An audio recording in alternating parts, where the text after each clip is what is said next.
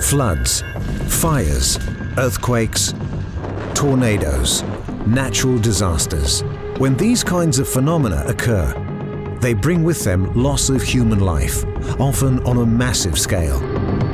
Tragic environmental devastation, plus destruction and hardship to spare.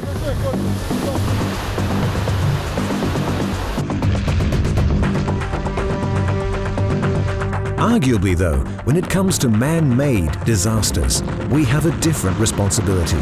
Our focus for this chilling but fascinating episode of Desperate Hours is on nuclear and industrial disasters. Nuclear power depends on harnessing the energy released during one of two processes, nuclear fission or nuclear fusion. In both nuclear fusion and nuclear fission, energy is released from the high-powered atomic bonds between the particles within a nucleus. The nuclear energy produced can then be used to generate electricity. Ironically, nuclear power is a relatively clean source of energy, which is great. But of course, unless the utmost precautions are taken in generating nuclear power, then the consequences can go beyond merely disastrous to the unthinkable, the horrific.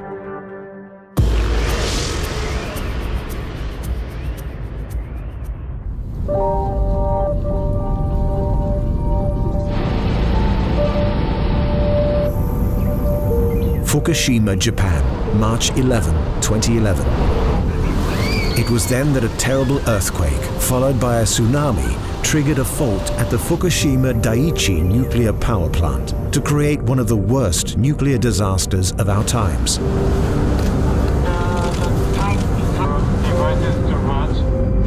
First, a series of 7 tsunamis, some as high as 15 meters, saw to it that diesel generators at Fukushima Daiichi were shut down.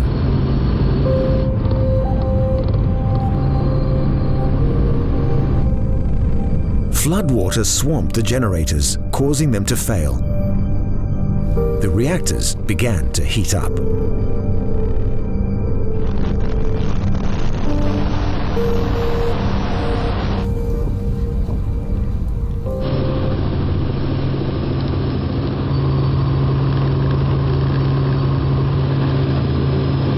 Even after a plant shuts down, nuclear fuel requires continued cooling, which would usually have come from water being continually pumped into the reactors. With the earthquake knocking out electricity at the plant, emergency diesel generators were deployed to cool reactor units 1, 2, and 3. But only an hour later, flooding from the tsunami knocked out the backup generators. Its immediate impact was felt by tens of thousands of people with homes near the plant. 今後その土壌汚染にしろ何しろどうなんのと、その今までのお家いつ戻れんの、戻れんの戻れないの、それすら分かんない。すごい心配だったです。なんかもう私が被爆してたらやっぱ子供たちも被爆してるんだなと思って、子供たちの方が大事だったんで。With the plant's critical cooling systems knocked out, it set off a chain of hydrogen explosions in reactors 1, 2, and 3 and damaged the containment structure in reactor 4. Particles from the melted fuel sent radiation levels dangerously high, to put it mildly.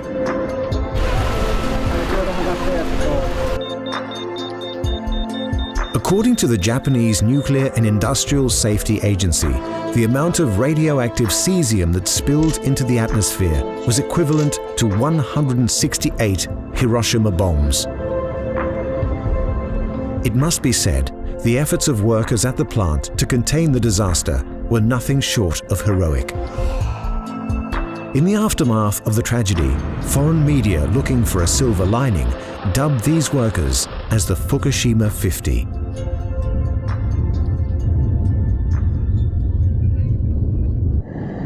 なるべく線量を下げなければいけないということだと思いますけど、ちょっとその技術的な問題もあるという話だったんで、そこのところはよく話を聞いてですね、なるべく効率的に、そして線量も多く下げれるようにということを考えていきたいと思っています。And in 2013, the Tokyo Electric Power Company admitted that some 300 tons of radioactive water per day was still leaking from the Daiichi nuclear power plant. Nuclear power has been with us now for 70 years. It was developed during wartime. World War II, to be precise. With the war dragging on in Europe and Asia, there was an arms race going on, the likes of which we have never seen before. The Germans had the edge on atomic power until the early 40s, when a nuclear development program called the Manhattan Project got underway in the US. Top secret, but backed to the hilt by the government, the Manhattan Project's goal was the development of the atom bomb. Most of the critical research and development took place at a purpose-built facility in the new infamous Los Alamos, New Mexico. 5, 4, 3, 2, 1, fire!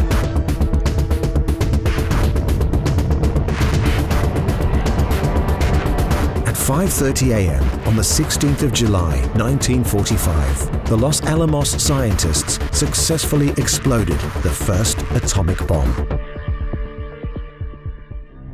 Robert Oppenheimer, Enrico Fermi, and their team had unleashed the staggering power of atomic reaction in a way their predecessors could only theorize about. Less than a month later, on August 6th and 9th, 1945, the first atomic bombs were dropped on Hiroshima and Nagasaki. They remain the only two such bombs ever used in warfare.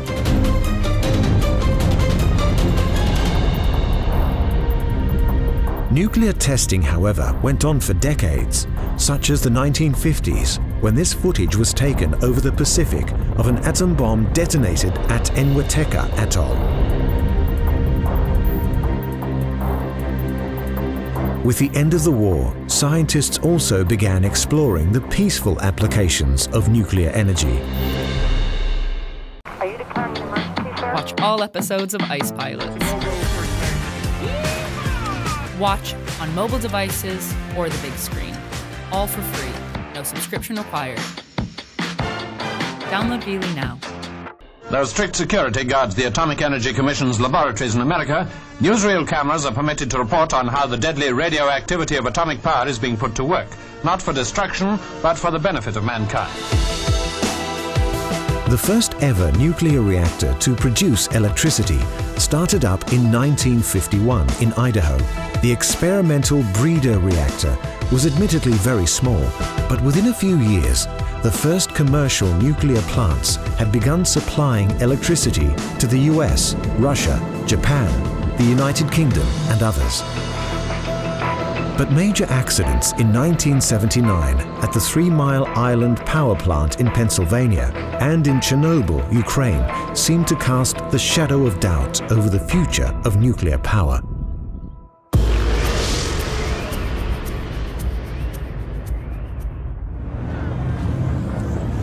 The very name Chernobyl has become a byword for disaster. Not surprising, especially when you take into account that 10 times more radiation was actually released at Chernobyl than in Fukushima. It happened during a routine reactor systems test on April 26, 1986. A sudden and obvious unexpected surge of power destroyed Unit 4 of the Soviet-era nuclear power plant. In the destruction and the fire which ensued, enormous amounts of radioactive material were released into the environment. Just as at Fukushima, there were desperate, concerted efforts to contain the situation.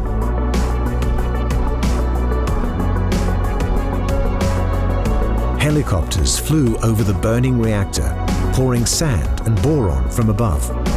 This was meant to douse the fire, halt any additional emissions of radioactive material, and thwart further nuclear reactions.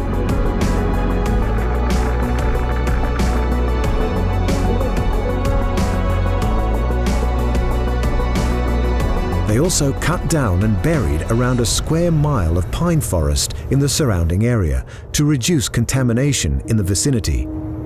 And tens of thousands of people were evacuated from the region. Within 6 months of the tragedy, and at great personal risk to the workers involved, a makeshift concrete cover was built over Reactor 4. The purpose of the so-called Chernobyl sarcophagus was, of course, to protect the environment, which was hoped it would do for decades to come. At an emergency meeting of the International Atomic Energy, Soviet officials presented their initial accident report. They estimated that radioactivity from Chernobyl would cause over 25,000 deaths over the following 70 years.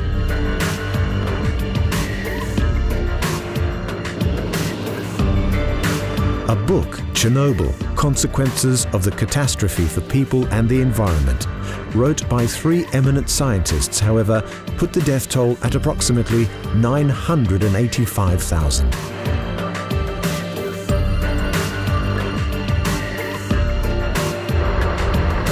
Directly after the meltdown, Soviet authorities sealed off the power plant within a 30-kilometer radius.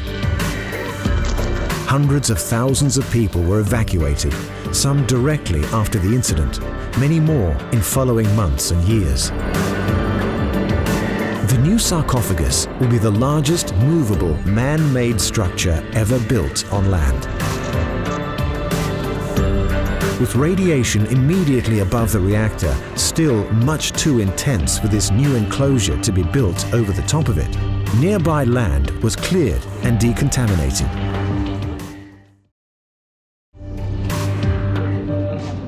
Новый безопасный конфайнмент должны построить в 2015 году. Поэтому всех в 2015 году приглашаю сюда на площадку, чтобы посмотреть, как уже арка будет построена. However, these kinds of massive engineering works often encounter bumps in the road. The revised date for its completion is now November 2017. The IAEA doesn't actually keep a complete database of all the nuclear accidents to date. In 2011, however, the Guardian newspaper compiled a list of 33 serious incidents at nuclear power plants dating back to 1952. But nuclear power doesn't need to be involved for an industrial accident to have tragic consequences on an epic scale. A natural disaster, such as a volcano or earthquake, is something we have little to no control over. Safety in the workplace and care for the environment are a different story.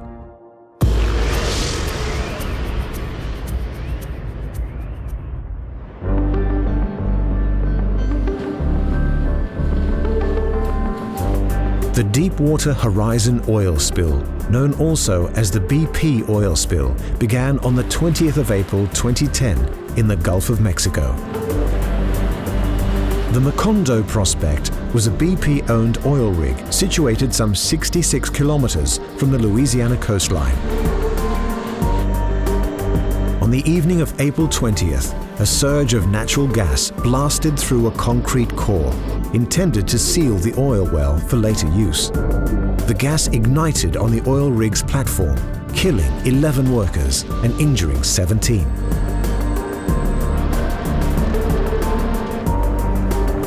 On the morning of the 22nd, the entire rig capsized and sank. As it did, the so-called riser was ruptured. This critical piece of hardware is the pipe which connects an oil rig to an offshore oil well. With that, oil began to discharge into the Gulf of Mexico at an alarming rate. And indeed, this was to become the largest marine oil spill of all time. BP executives initially claimed the volume of oil escaping the damaged well was around 1,000 barrels per day, but US government officials claimed that the leak was more like 60,000 barrels of oil per day. Under intense but quite justifiable pressure from the US government, the local population, as well as environmentalists, and indeed the watching world, BP tried to seal the leak in various ways. First, the supposedly infallible blowout preventer malfunctioned. A containment dome in May didn't work either. A method called top kill, in which mud is drilled and pumped into the well, also failed to stem the flow. Eventually, a method called bottom kill was deployed, which involved pumping cement into the leaking well via 2 relief wells.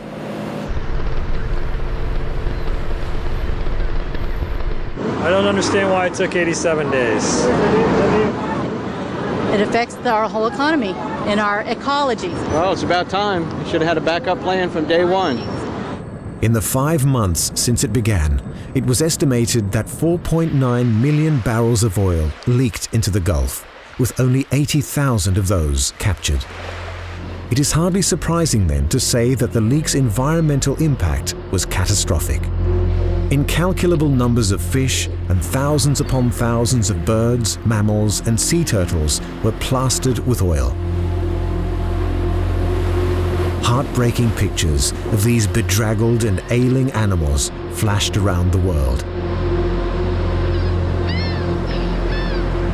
In 2014, a New Orleans district judge ruled that BP's gross negligence was chiefly responsible for the disaster, calling their conduct reckless.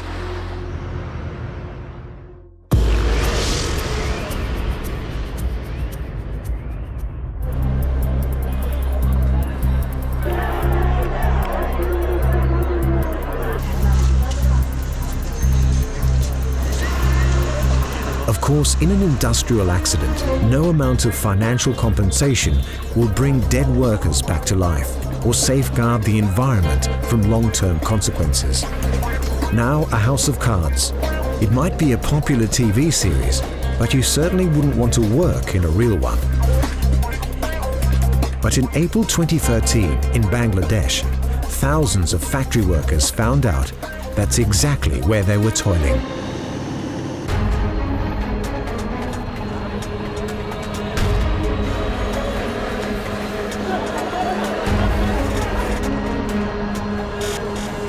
বাঁচান ভাই, অনুরোধ লাগে ভাই, আমি বাঁচতে চাই ভাই, আমি বাঁচতে চাই, খুব কষ্ট হচ্ছে ভাই,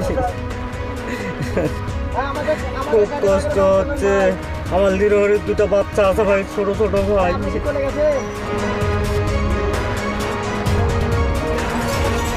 The Rana Plaza in Sabah, an industrial eyesore on the outskirts of the capital of Dhaka, is where workers toiled away making Western designer clothing for as little as $40 a month.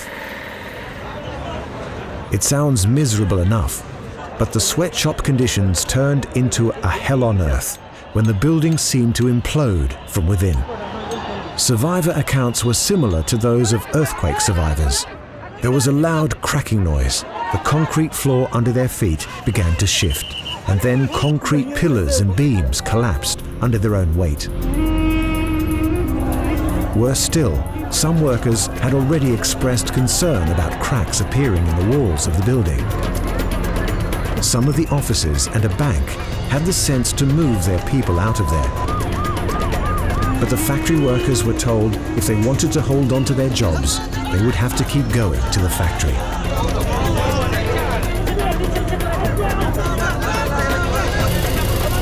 সকালবেলা উঠতে চাই নাই, আমাকে সবাই উঠাইছে, কোনো সমস্যা নাই। যে 8:40 বাজে এমনি বিল্ডিং দাইবা গেছে নিচের দিকে, আমরা যে মেশিনকে উঠবো সেই শক্তিটা আমরা পাই নাই, নিচের দিকে দাইবা গেছে।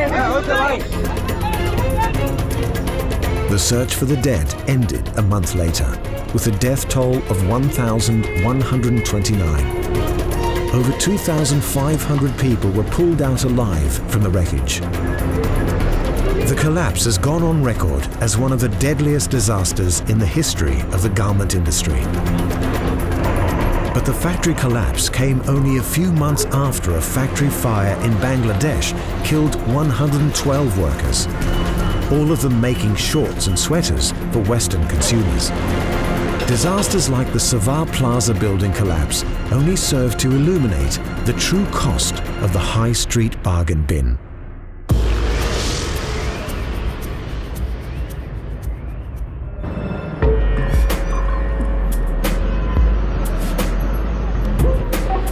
Over 30 years after it occurred, the Bhopal gas disaster is still considered the worst industrial accident of all time. It was the result of negligence and incompetence on the part of a pesticide manufacturing company and government officials. It was in the early hours of the morning on December 3rd, 1984, that wind carried a grey cloud of poisonous gas from the Union Carbide plant in Bhopal, India.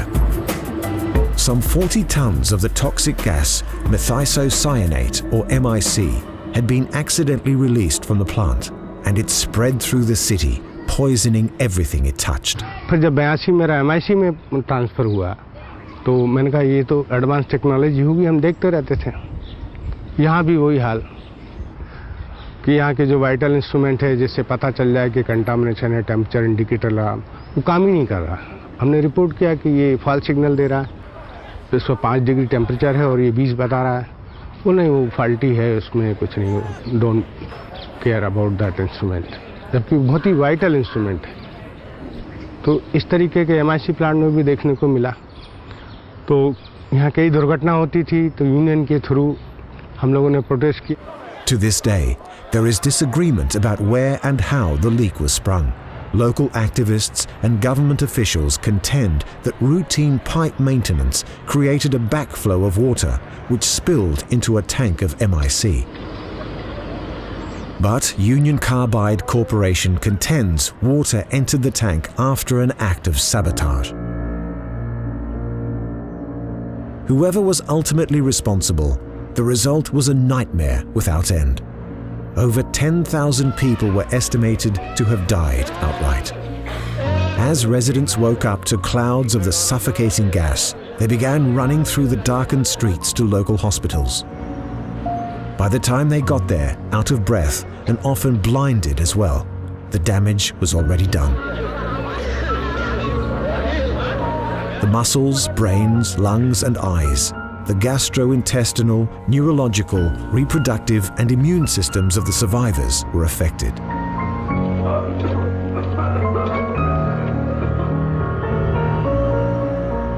On the morning following the leak, the Bhopal streets near the gas plant were like a scene from a horror film, with the difference that the carnage and devastation was all too real.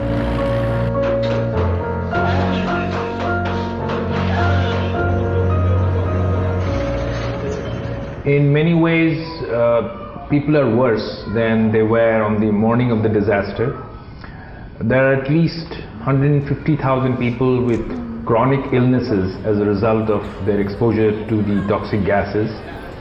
And now we know that the next generation is also marked by Union Carbide's poisons. To this day, December 3rd remains a day of mourning in the Bhopal province, and the environmental impact will take many, many years to be forgotten. So there you have it. There are disasters and there are tragedies. And in this installment of Desperate Hours, we have seen both. As we have touched on before, the effects of natural disasters can be heartbreaking, catastrophic, the source of so much human suffering. But it's the incompetence and greed, negligence and arrogance of man that makes these nuclear and industrial accidents so especially tragic. In the wake of such tragedy, there is always recrimination and pursuit of retribution. But often what has been lost can never really be recovered. And if that hasn't made you think twice about safety in your own workplace, we don't know what would.